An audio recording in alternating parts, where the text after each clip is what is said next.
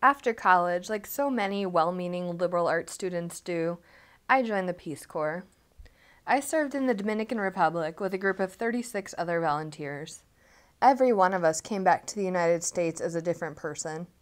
My friend Stephanie came back with a husband. My friend Sarah came back with a husband and an adorable baby. My friend Keen came back with tuberculosis, which, yes, still exists. I came back with an adorable immigrant cat. I've always been a cat lover, and so it surprised no one when I adopted a cat in the Peace Corps. I should say, it surprised no Americans. Dominicans have a different relationship with animals, and they were frequently surprised by the things I did with my cat. The first surprising thing I did was to pick him up off the street when he was a tiny, abandoned kitten. He looked more like a rat than like a cat, and no one else had looked twice at him. Then my mom, who was visiting at the time, took him 40 minutes away on public transportation to visit Dr. Bob, a German-American-Dominican veterinarian, who gave her instructions on how to bottle feed a malnourished kitten. In my tiny apartment, my mom dutifully boiled together milk, honey, and chalk dust and put it into an eyedropper.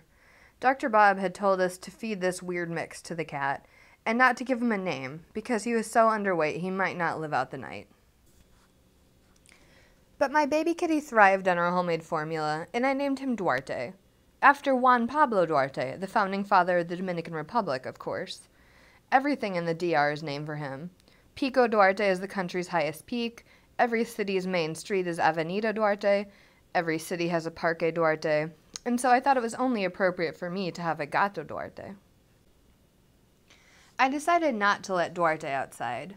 Dominicans sometimes leave out poisoned meat to control the stray dog population, and other Peace Corps volunteers had sorrowful stories of coming home one afternoon and finding their beloved pet had been poisoned. When I tell Americans this detail, they're often shocked. But the DR doesn't have the infrastructure to provide animal shelters and dog catchers. They barely have the infrastructure to provide schools for human children.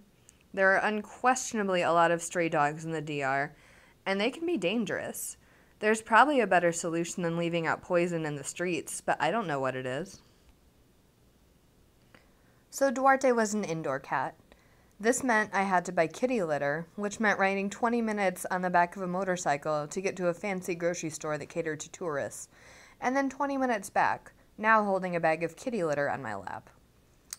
I lived closer to the beach than I did to that store, and I contemplated just stealing sand to use for his litter box.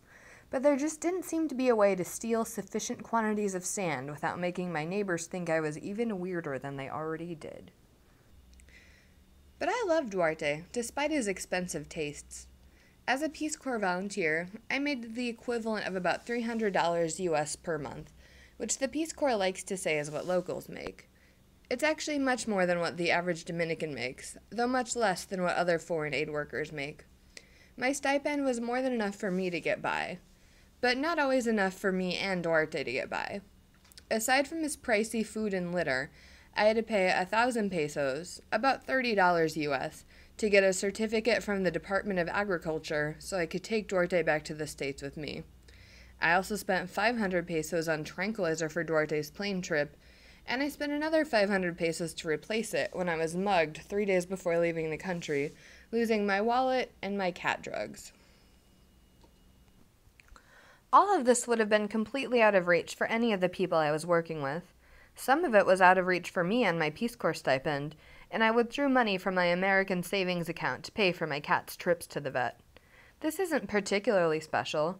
Most Americans would happily tap into their savings for a pet. But though I love my cat dearly, I still can't shake the horrible unease I felt about spending that kind of money on Duarte when there were human Dominican children, my neighbors, who didn't have access to the same quality of health care as my cat. In the abstract, I would say that of course I value human life more than the lives of animals. In practice, my cat has more toys than many children in developing countries do, and I still pay a sickening amount of money for the vet to tell me that I have a very handsome and healthy cat, which I already know. Since its inception in 1961, the Peace Corps has had 3 goals for its volunteers. 1. Helping the people of interested countries in meeting their need for trained men and women. 2. Helping promote a better understanding of Americans on the part of the peoples served. 3. Helping promote a better understanding of other peoples on the part of Americans. Volunteers talk a lot about how to work on the third goal. It's very difficult to tell other Americans about our Peace Corps service without resorting to boring cliches. But I think that my immigrant cat has helped me to fulfill this third goal. I completely understand why the Dominicans I lived with were baffled by my relationship with Duarte, a rat-like cat with expensive needs. But for Americans, a cute animal can be the way in. It's not that Americans don't care about poverty, it's that poverty is overwhelming. There are simply too many faceless, nameless people out there who are hungry, who are sick, who aren't given the opportunities to reach their full potential. But if you can put a face on one person who just needs food or medicine or school supplies, it's hard to say no. That's why those adopted child programs are so successful. So look at Duarte. Look how cute he is. Isn't the world better off for having him in it? Wouldn't it be even better if every child in the world had the same opportunity as Duarte had?